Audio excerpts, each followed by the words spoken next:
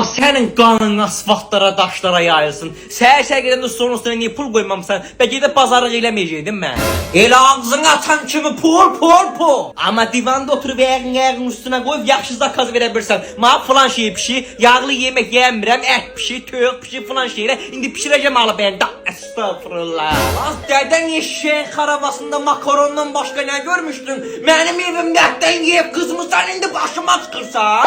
Ay, tuvalet güzgüsü. Dədəm qədər qriyyətim var sənin. Dədəm gündə evə şulu ət alıb gətirirdi. Sənin evində yeyirəm, makaron. Avtomat deyil, böyle tata.